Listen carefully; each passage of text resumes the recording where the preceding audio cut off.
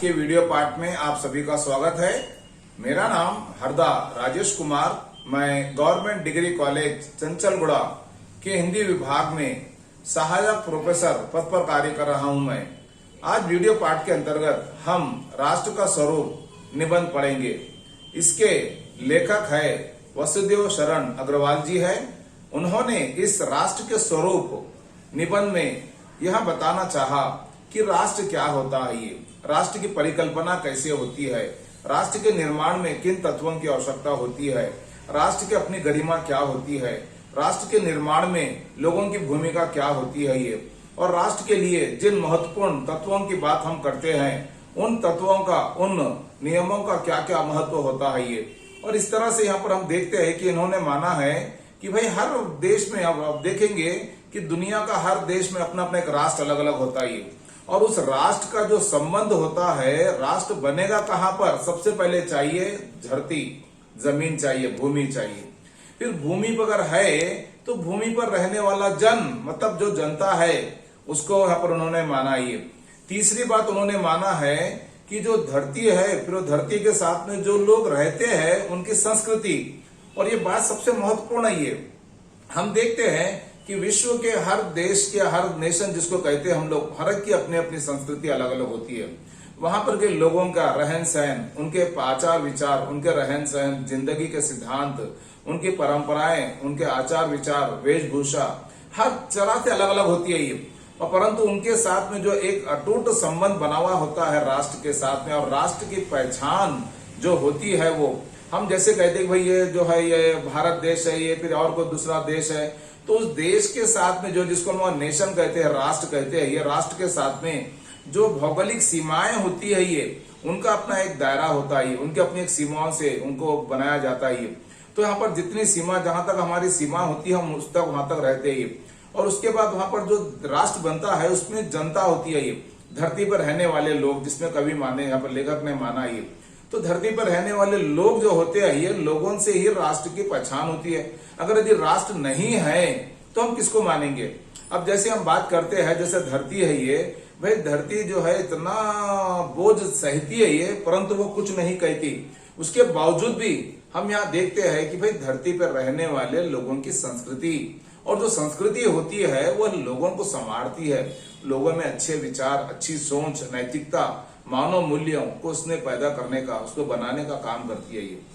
और इस तरह से इस निबंध के अंतर्गत वसुदेव शरण जी ने बताना चाहा कि विश्व का कोई भी राष्ट्र क्यों ना हो, क्योंकि राष्ट्र के जब निर्माण होता है या राष्ट्र को हम स्वरूप बनाते हैं ये, या उसका हम रूप गढ़ते हैं, या उसको आकार में लाते हैं, या आकार में लाना चाहते हैं, तो उसके लिए सबसे महत्वपूर्ण जो तत्व होते हैं यहाँ पर, उसके तत्व महत्वपूर्ण जो अंग होते हैं, ये अंश जो होते हैं ये, वो जो होते हैं इसमें माना, एक तो है भूमि चाहिए। भूमि जो है ये हमारी धरती माँ, जिसको माँ कहते हैं हम लोग, और उस पर रहने वाले जो लोग हैं, वो जब अगर धरती पर रहने वाले अगर लोग नहीं रहेंगे तो फिर वो धरती माँ कहाँ से कहलाएगी है। और वो धरती माँ के साथ में हमारी जितनी आत्मीयता होगी, जितना हमारा गहरा संबंध होगा, जितनी हमारी सहिष्णुता बनी हुई रहेगी, उसके प्रति यदि हम कल्याण की भावना रखते हैं तो हमारा भी उद्धार होता है। क्यों कि जो प्रकृति जो है ये अपने आप में इतना अतुल, इतना महत्वपूर्ण भंडार से एकदम भरी हुई है ये, कि अगर यदि हम उसको अपमानित करेंगे, उसको हम यदि नजरअंदाज करेंगे, तो हम उसके द्वारा जो हमको वरदान मिलते हैं हम उससे वंचित हो जाते हैं। और इस तरह जैसे कई महत्वपूर्ण विषय है जिनको वसुदेव शरण जी ने जो है अपने इस निबंध के माध्यम से बताने का सफल प्रयास किया। और जो संस्कृति के बारे में बताया है इन्होंने कि भाई संस्कृति जो है सबसे महत्वपूर्ण होती है। इस तरह हम यहाँ पर देखेंगे कि यदि हम लेखक के बारे में भी हमको जानना जरूरी हो जाता है ये। क्यों कि जब हम कोई चीज पढ़ते हैं तो उसके साथ में उसकी पृष्ठभूमि भी काम करती है ये। इसलिए हम आगे इस निबंध को विस्तार से पढ़ने के पहले जो है हम एक बार जो है वसुदेव शरण अग्रवाल जी के व्यक्तित्व और कृतित्व पर भी हम प्रकाश डालने का प्रयास करेंगे। परिचय के अंतर्गत हम देखते हैं कि डॉक्टर वसुदेव शरण अग्रवाल जी भारतीय संस्कृति के अनन्य प्रेमी और गंभीर विवेचक रहे हैं। स्वतंत्र लेखक, विचारक और संपादक के रूप में उन्होंने पर्याप्त यश प्राप्त किया है ये। श्री अग्रवाल जी का जन्म 1904 में उत्तर प्रदेश के मेरठ जिले में खेड़ा गांव में हुआ था। उनकी शिक्षा दीक्षा लखनऊ में हुई। सन 1929 में उन्होंने लखनऊ विश्वविद्यालय से एमए किया और वहीं से सन 1941 में पाणिनिकालीन भारतवर्ष पर पीएचडी की उपाधि प्राप्त की। यहीं फिर से 1946 में डीलिट की उपाधि प्राप्त की।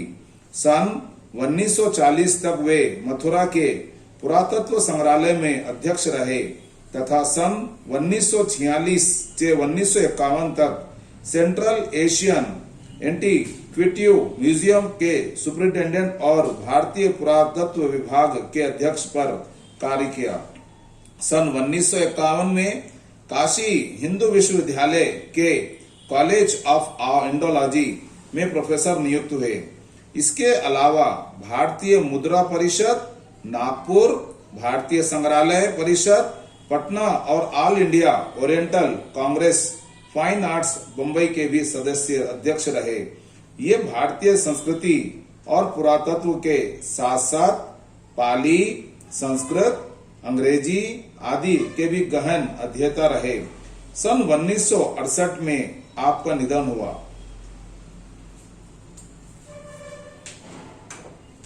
आगे हम देखते हैं कि श्री वसुदेव शरण अग्रवाल जी ने अनेक ग्रंथों का प्रणयन किया।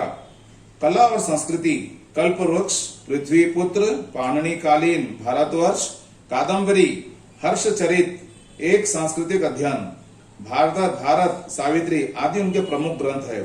कालिदास के मेघदूत और राधा मुकुंद मुखर्जी की हिंदू सिविलाइजेशन का अनुवाद भी आपने किया। उन्हें साहित्य अकादमी पुरस्कार से सम्मानित भी किया गया। प्रस्तुत निबंध में राष्ट्र का स्वरूप में अग्रवाल जी ने यह बताना चाहा कि पृथ्वी पुत्र में संकलित, मतलब देखिए जो निबंध है इनका ये, तो अग्रवाल जी की जो पुस्तक है उसका नाम है पृथ्वी पुत्र, उसमें यह निबंध संकलित है। ये सांस्कृतिक पीठिका पर लिखा गया यह निबंध लेखक के सांस्कृतिक बोध की प्रेरणा देता है। डॉक्टर वसुदेव शरण अग्रवाल ने आलोच्य निबंध में राष्ट्र के स्वरूप पर अलग से ना लिखकर उसके अंगों का विशद विवेचना मतलब अध्ययन किया।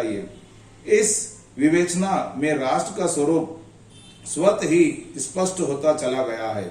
गंभीर चिंतक होने के नाते डॉक्टर अग्रवाल का लेखन सामाजिक शैली में रहा है और इसी कारण उन्होंने राष्ट्र के अंगों के माध्यम से ही राष्ट्र के स्वरूप पर विचार किया है। उनके अनुसार राष्ट्र के स्वरूप निर्माण में प्रमुख भूमिका निभाने वाले 3 तत्व है। जैसे हम लोग इसके पहले परिचय में देख रहे थे हम लोग, तो पहला वाला जो तत्व है ये धरती, और दूसरा है धरती का वासी मतलब मनुष्य, और तीसरा है मनुष्य की संस्कृति जिसे हम जन संस्कृति कहते हैं, अर्थात भूमि पर बसने वाला जन और जन की संस्कृति, इन तीनों के सम्मिलन से राष्ट्र का स्वरूप बनता है। आगे जो पहला तत्व है उसमें भूमि, और भूमि के संबंध में लेखक का कहना है कि भूमि का निर्माण देवों ने किया, वह अनंत काल से है। उसके भौतिक स्वरूप, सौंदर्य और समृद्धि के प्रति सचेत होना हम प्रत्येक मनुष्य का कर्तव्य बन पड़ता है। यह पृथ्वी सच्चे अर्थों में समस्त राष्ट्रीय विचारधाराओं की जननी है। जो राष्ट्रीयता पृथ्वी के साथ जुड़ी नहीं हुई वहां निर्मूल हो जाती है। राष्ट्रीयता की जड़ें, अर्थात देखेंगे लेखक बताते हैं कि भाई राष्ट्रीयता की जड़ें जितनी गहरी होगी, राष्ट्रीय भावों का अंकुर उतना ही अधिक अंकुर पल्लवित होगा। इसलिए पृथ्वी के भौतिक स्वरूप को अद्यपांत जानकारी प्राप्त करना, उसकी सुंदरता, उपयोगिता और महिमा को पहचान कर आवश्यक कर्म करना हम सबका धर्म होता है। इस कर्तव्य की पूर्ति सैकड़ों हजारों प्रकार से हो सकती है।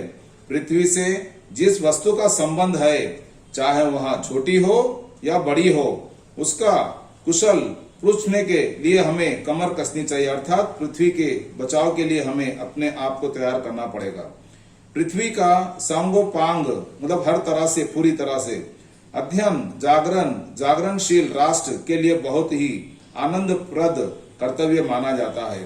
गांव और नगरों में सैकड़ों केंद्रों से इस प्रकार के अध्ययन का सूत्रपात होना आवश्यक है। अर्थात लेखक बताना चाहते हैं कि धरती के बारे में, भूमि के बारे में अध्ययन करना बहुत जरूरी है ये, और हम जितना उसके साथ जितना बारीकी से अध्ययन करेंगे हम सबका उतना ही कल्याण होगा।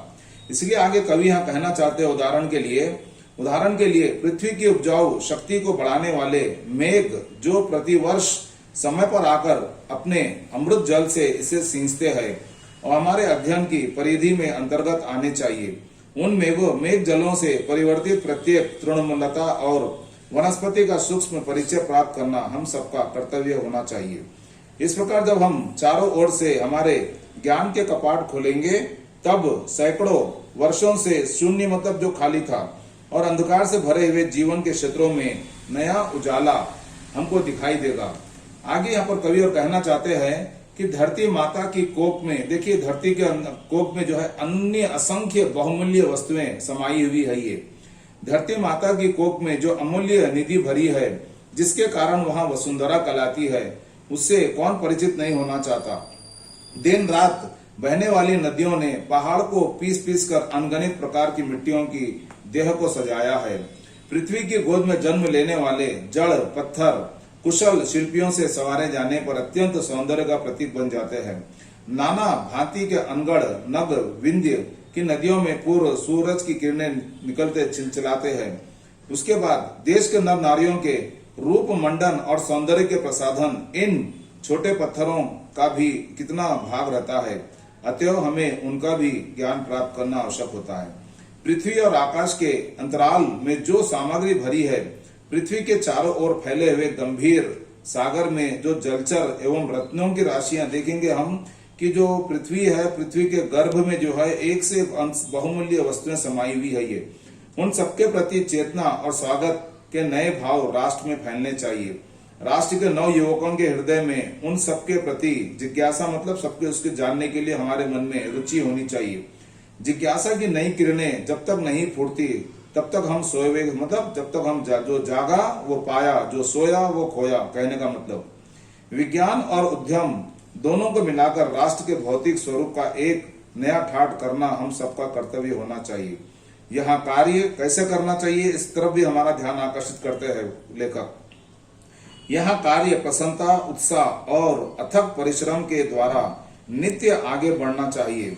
यहाँ हमारा ध्येय मतलब हमारा लक्ष्य होना चाहिए कि राष्ट्र में जितने हाथ है उसमें से कोई भी इस कार्य में हर कोई इसमें भाग ना लेना अच्छी बात नहीं है।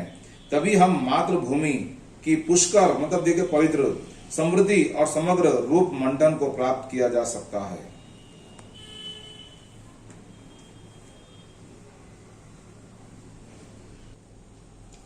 आगे हम देखेंगे जो दूसरा तत्व है जन, अर्थात मातृभूमि पर निवास करने वाले मनुष्य राष्ट्र का दूसरा अंग है। लेखक ने माना है पृथ्वी हो और मनुष्य ना हो तो राष्ट्र की कल्पना संभव हो जाती है। पृथ्वी और जन दोनों के सम्मिलन से ही राष्ट्र का स्वरूप संपादित होता है। जन के कारण ही पृथ्वी मातृभूमि की संज्ञा प्राप्त करती है। पृथ्वी माता है और जन सच्चे अर्थों में उसके पुत्र है। यह भाव जब सशक्त रूप से जागता है तब राष्ट्र निर्माण के स्वर वायुमंडल में भरने लगते हैं। इस भाव के द्वारा ही मनुष्य पृथ्वी के साथ अपने सच्चे संबंध को स्थापित कर सकता है। जहां यह भाव नहीं है वहां जन और भूमि का संबंध अचेतन और जड़ बना रहता है। जिस समय भी जन का हृदय मतलब जनता का हृदय भूमि के साथ माता और पुत्र का संबंध को पहचानता है, उसी क्षण आनंद और श्रद्धा से भरा हुआ उसका प्रणाम भाव मातृभूमि के लिए प्राप्त होता है। यहाँ देखते हैं कि इसी दृढ़ वृत्ति पर राष्ट्र का भवन तैयार किया जाता है। जो हम इसी मर्यादा को मानकर राष्ट्र के प्रति मनुष्यों के कर्तव्य और अधिकारों का उदय होता है।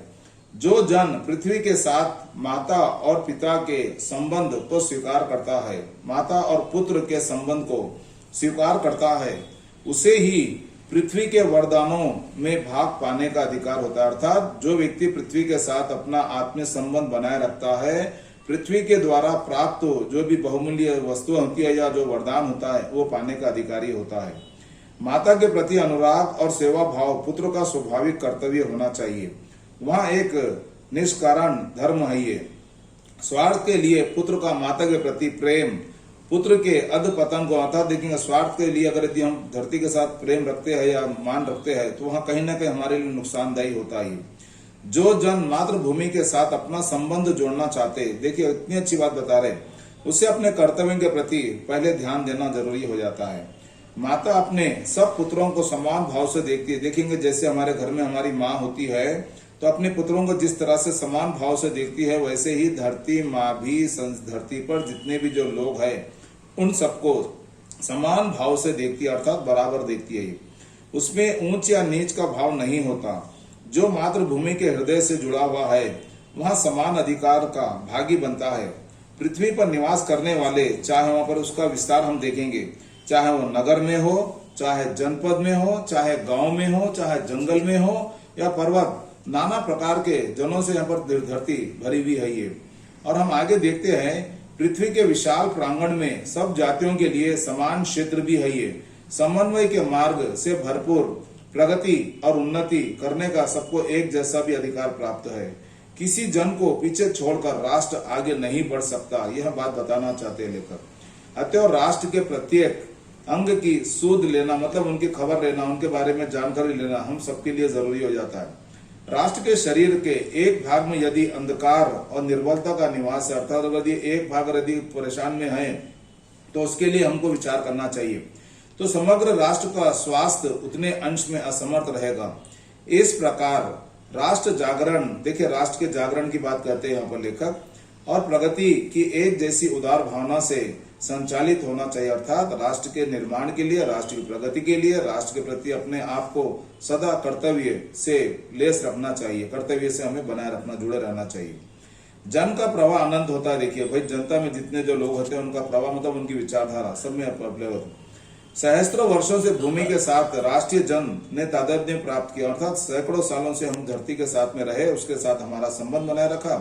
अर्थात कहने का मतलब यहाँ है कि ये जब तक सूर्य की रश्मियां नित्य प्रातकाल भुवन को अमृत से भर देती है, मतलब देखेंगे सूरज की रोशनी जब आती है तो हमारे जीवन में एक उषा काल आती है जो हमको जीने की प्रेरणा देती है।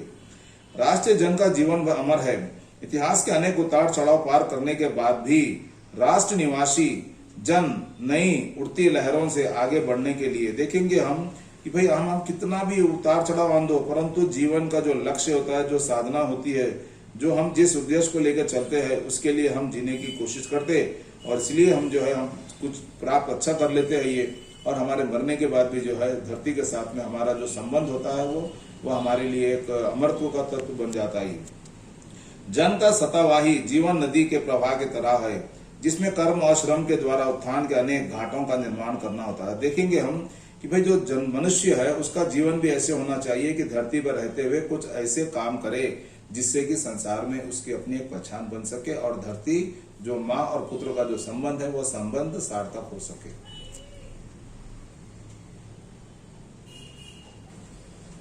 तीसरा जो अंग है राष्ट्र के स्वरूप का, संस्कृति जो है तीसरा अंग है। मनुष्य ने युगों युगों से जिस सभ्यता का निर्माण किया वहां उसके जीवन में श्वास प्रश्वास के समान, अर्थात सांस लेना छोड़ना उतना जुड़ा हुआ है।